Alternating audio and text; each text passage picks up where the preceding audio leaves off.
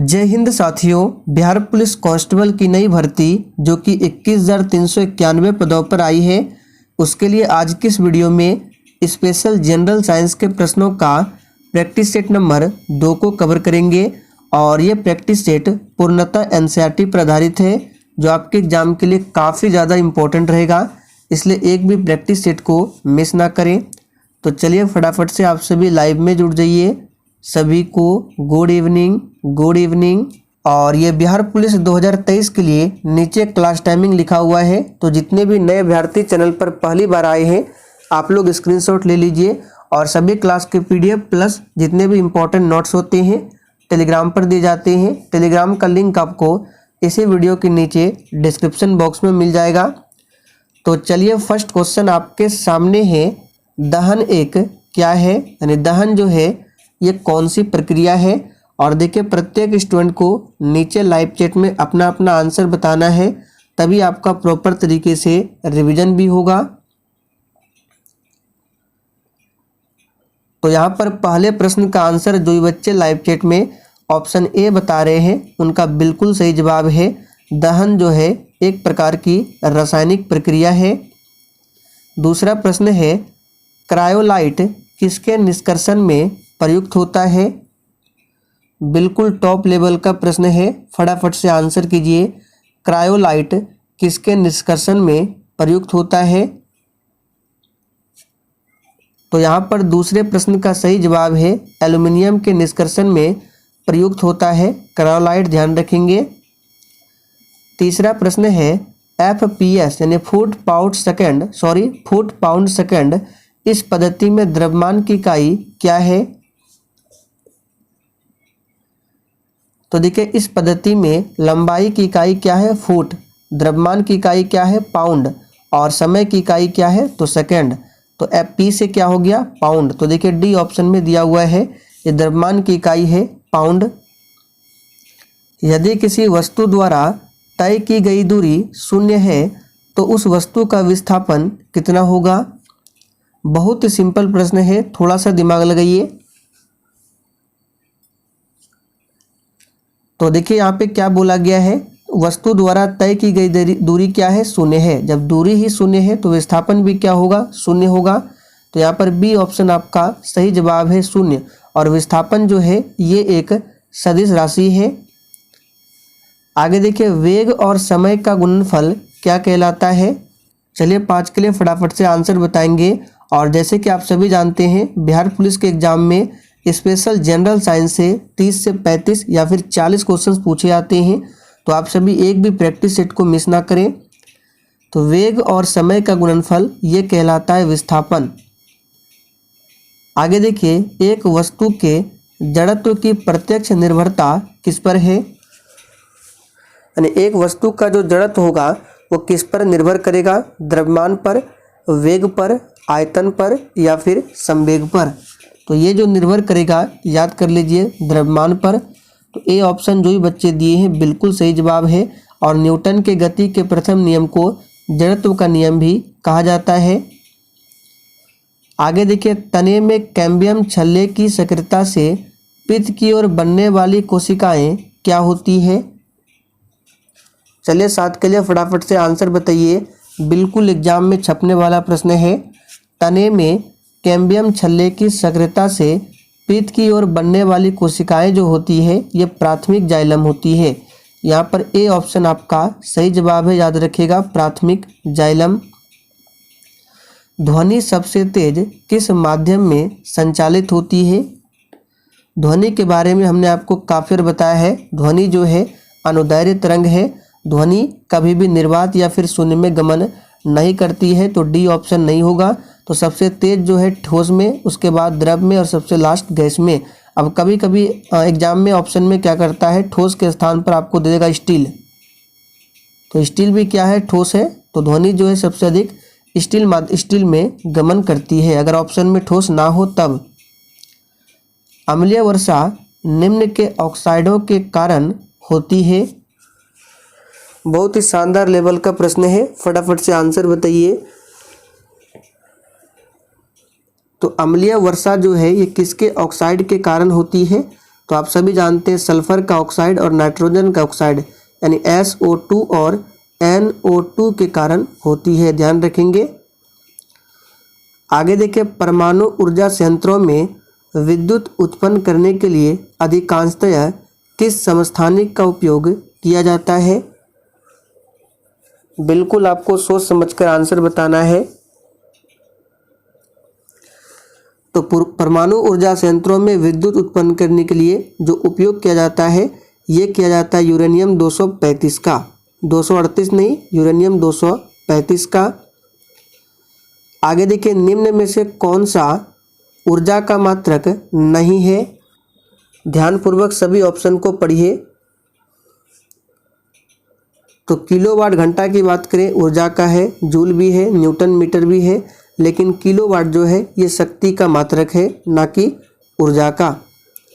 आगे देखिए, वह संयोजी ऊतक जो अस्थियों से मांसपेशियों को जोड़ता है क्या है? इस प्रश्न पर आप सभी स्टार मार्क कर लीजिए और यहाँ से आपको 2 एक्स्ट्रा प्रश्न बताते हैं। तो सबसे पहले देखिए, अगर हड्डी से मसल्स को जो जोड़ता है तो उसको बोलते हैं टेंडन, लिख लीजिए। हड्डी को मसल से जोड़ने वाला ऊतक कौन सा है? तो टेंडन, जिसको हिंदी में कहते हैं कंडरा, जो कि बी ऑप्शन में दिया हुआ है। और हड्डी को जो हड्डी से जोड़ता है यानी 2 हड्डी को आपस में, उसको कहते हैं लिगामेंट, लिगामेंट, और हिंदी में बोलते हैं उपास्थि, जो कि ए ऑप्शन में दिया हुआ है। तो यहाँ पे अस्थि और मांसपेशियों को जोड़ना है, तो आंसर क्या होगा फटाफट से बताइए। तो बिल्कुल सही जवाब बता रहे कंडरा, बी ऑप्शन जो ही बच्चे दिए हैं बिल्कुल सही जवाब है कंडरा यानी कि टेंडन। एक खाली स्थान द्वारा बना प्रतिबिंब हमेशा आभासी, सीधा एवं छोटा होता है।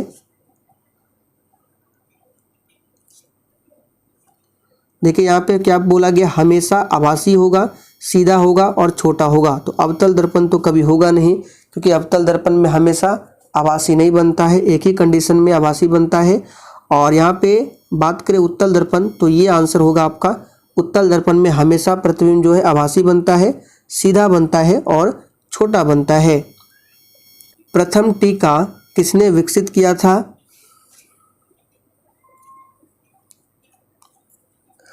तो यहाँ पर आंसर क्या होगा याद रखिएगा, एडवर्ड जेनर ने। और लुईस पास्चर याद रखिएगा, रेबीज के टीके की खोज की थी लुईस पास्चर ने। कार्ल लैंडस्टीनर, इन्होंने रक्त समूह का पता लगाया था यानी ब्लड ग्रुप का। संपीड़ित प्राकृतिक गैस कौन सी होती है? यानी कि CNG। तो ये होती है मुख्य रूप से मीथेन। यहाँ पे बी ऑप्शन आपका सही जवाब है। मीथेन को मार्स गैस भी कहा जाता है और इसका सूत्र होता है CH4, याद रखिएगा CH4। एक अधातु जो कमरे के तापमान पर द्रव के रूप में मिलता है वह कौन सा है? तो यहाँ पर अधातु बताना है, ना कि धातु। तो अधातु में है, यहाँ पे देखिए ब्रोमीन दिया हुआ है डी ऑप्शन में, और धातु में पूछे तो पारा। तो फिलहाल आंसर क्या होगा, डी ऑप्शन ब्रोमीन। खाली स्थान, पादप की पत्तियाँ बीड़ी बनाने के उपयोग में आती है। कौन सी पादप की जो पत्तियाँ होती है बीड़ी बनाने के उपयोग में आती है? तो इसका सही जवाब क्या होगा, तेंदु। आगे देखिए, मेरु रज्जु को सुरक्षा प्रदान की जाती है किसके द्वारा? चलिए फटाफट से आंसर कीजिए, और एग्जाम में भी इसी तरह के प्रश्न पूछे जाएंगे। मेरु रज्जु को सुरक्षा प्रदान की जाती है, तो याद रखिएगा कशेरुक दंड द्वारा। यहाँ पर ए ऑप्शन आपका सही जवाब है, कशेरुक दंड द्वारा। पसली की बात करें तो पूछा जाता है मानव शरीर में पसलियों की कुल संख्या क्या है? तो 24। और जोड़े में पूछे तो 12 जोड़ियाँ होती है और 24 संख्या में, याद रखिएगा। चेहरा में कितने हड्डी होती पूछा जाता है चेहरा में? तो याद रखिएगा 14। फेस में 14, कान में 6 हड्डियाँ, और अस्कल में पूछे यानी खोपड़ी में 8 हड्डियाँ। सभी को ध्यान रखेंगे। निम्नलिखित में से कौन सा रासायनिक परिवर्तन नहीं है? और देखिए प्रैक्टिस सेट के लास्ट में आपको अपना अपना स्कोर कमेंट करके जरूर बताना है कि आपने कितने प्रश्न सही सही आंसर किए हैं। तो यहाँ पर आंसर क्या होगा, उबलता हुआ पानी, ये रासायनिक परिवर्तन नहीं है, क्योंकि पानी उबलेगा तो भाप बनेगा, क्योंकि फिर भाप को ठंडा करके पानी बना सकते हैं। तो ये क्या है, रासायनिक परिवर्तन नहीं है। रासायनिक परिवर्तन में दोबारा वापस नहीं आ सकता है। बाकी प्रकाश संश्लेषण ये सभी क्या है, रासायनिक परिवर्तन है। प्लास्टर ऑफ पेरिस, शॉर्ट में पीओपी लिखा जाता है, ये बनाया जाता है। तो इसका फॉर्मूला भी याद कर लीजिए, CaSO4 इंटू हाफ H2O, ये प्लास्टर ऑफ पेरिस का सूत्र है। और जिप्सम का क्या होता है, CaSO4 इंटू 2H2O। तो यहाँ पर आंसर क्या होगा इसका, जिप्सम से, याद रखिएगा जिप्सम से। किसी जल विद्युत गृह में विद्युत ऊर्जा में परिवर्तित होने वाली ऊर्जा कौन सी है। तो कल भी हमने इस प्रश्न को बताया था शायद, और उसमें आंसर आपको बताया था स्थितिज ऊर्जा, लेकिन यहाँ पे स्थितिज ऊर्जा आंसर नहीं होगा, क्योंकि ऑप्शन में गतिज ऊर्जा भी दिया हुआ है। तो जल विद्युत गृह में क्या होता है, पानी टरबाइन पर गिरता है, फिर टरबाइन के घूमने से मोटर चलता है, उसी के कारण क्या होता है, विद्युत ऊर्जा उत्पन्न होती है। तो जल जो है ये टरबाइन पर गिराया जाता है, तो उसमें कौन सी ऊर्जा होगी, गतिज ऊर्जा, ना कि स्थितिज ऊर्जा। तो सही जवाब है स्थितिज ऊर्जा। तो अगर ऑप्शन में गतिज ना हो तो आप लोग स्थितिज ऊर्जा बता सकते हैं। फिलहाल आंसर होगा गतिज ऊर्जा, और इसका फॉर्मूला क्या होता है, गतिज ऊर्जा यानी काइनेटिक एनर्जी का हाफ mv²। प्रकाश की चाल को सर्वप्रथम मापने वाले वैज्ञानिक कौन थे।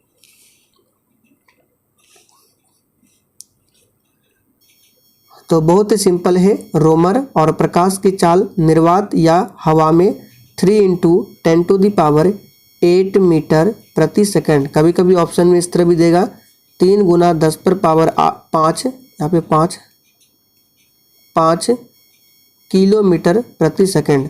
तो ये किलोमीटर में इसलिए 5 है और मीटर में 8, क्योंकि 1 किलोमीटर में 1000 मीटर होता है, यानी 10⁻3।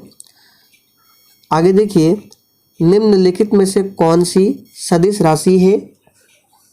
सदिश राशि किसे कहते हैं, तो जिस राशि को व्यक्त करने के लिए परिमाण के साथ साथ दिशा की भी आवश्यकता पड़ती है, उसको सदिश कहा जाता है। और सदिश के उदाहरण कौन है, तो यहाँ पे त्वरण हो गया, विस्थापन हो गया, वेग हो गया, ये सभी क्या है, सदिश राशि है। बाकी ये सभी अदिश के उदाहरण है।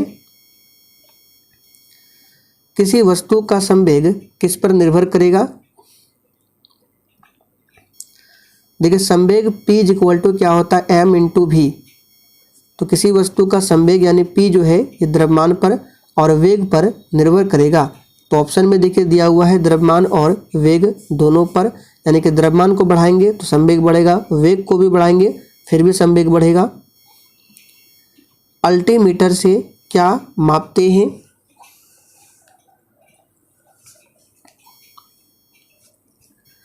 तो दोस्तों ध्यान दीजिए, अल्टीमीटर से मापा जाता है क्या, तो भूतल से ऊंचाई। यहाँ पर बी ऑप्शन आपका सही जवाब है। निम्न में से किस राशि का मान स्थान बदलने पर भी परिवर्तित नहीं होता है। तो देखिए, आप लोगों ने बेसिक में पढ़ा होगा कि कोई भी वस्तु है अगर उसको कहीं पर भी ले जाएंगे तो उसका द्रव्यमान कभी भी नहीं बदलेगा। यानी कि मान लीजिए कोई वस्तु है, अगर वजन द्रव्यमान की बात करें 50 किलो है, तो चंद्रमा पर भी उस वस्तु को ले जाएंगे तो द्रव्यमान क्या होगा, 50 किलोग्राम होगा। बदलता क्या है, वजन बदलता है, ना कि द्रव्यमान। तो आंसर क्या होगा, ए ऑप्शन, द्रव्यमान। वजन कितना हो जाएगा, मान लीजिए अगर किसी वस्तु का वजन की बात करें, यहाँ पे 60 न्यूटन है पृथ्वी पर, तो चंद्रमा पर क्या हो जाएगा, 1/6। 1/6 गुना होता है, यानी कि 10 न्यूटन हो जाएगा। इस बात को ध्यान रखेंगे, किसी भी वस्तु का द्रव्यमान कभी भी नहीं बदलता है। अगर आपका वेट 55 किलोग्राम है तो चंद्रमा पर भी जाएंगे 55 केजी ही होगा, बदलेगा क्या, वजन। किसी पिंड का वेग 2 गुना हो जाए तो क्या होगा।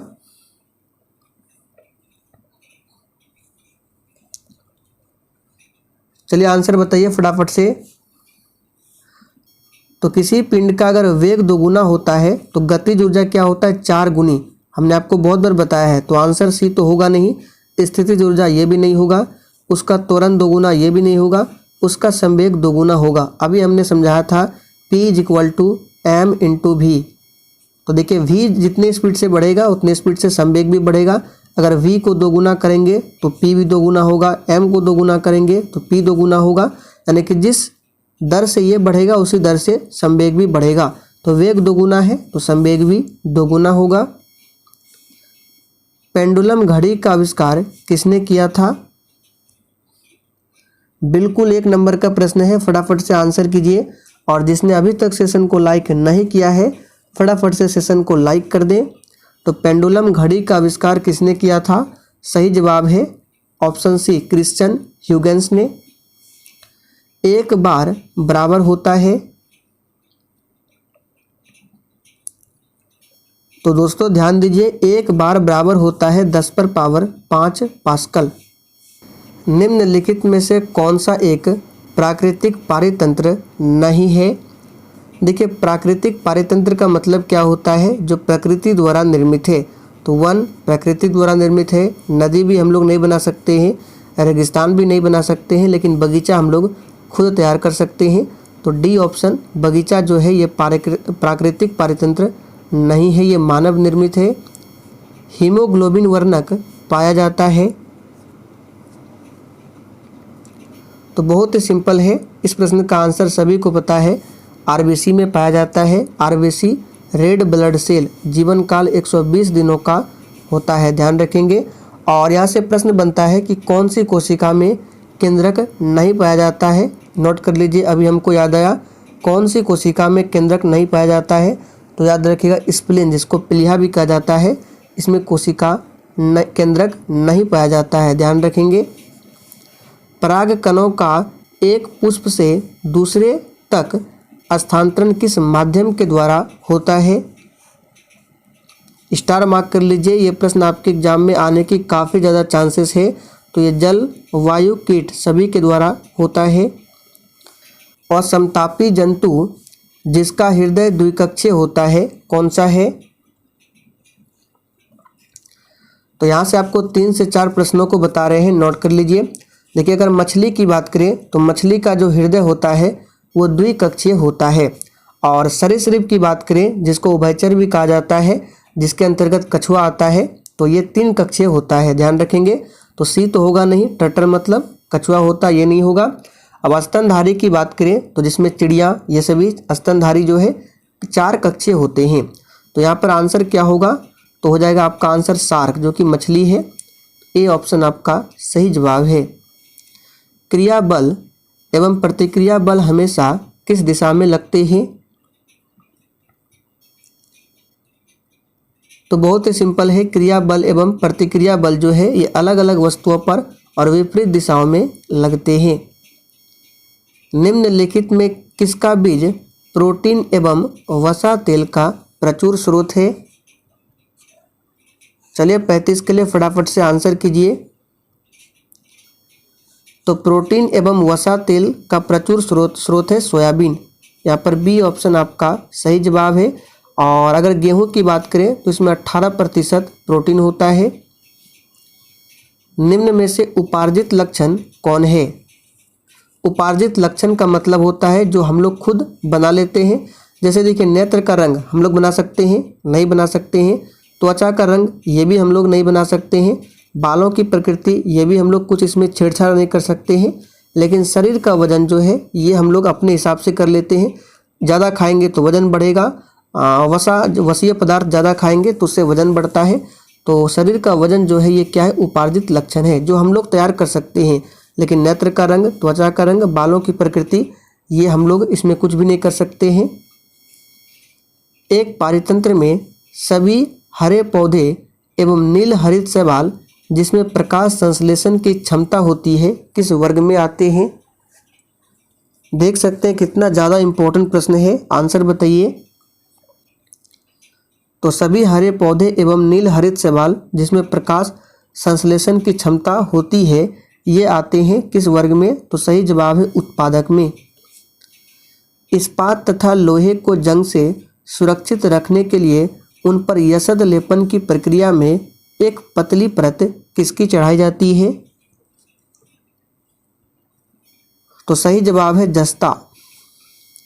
निम्नलिखित में से कौन सा एक आनुवांशिक रोग नहीं है?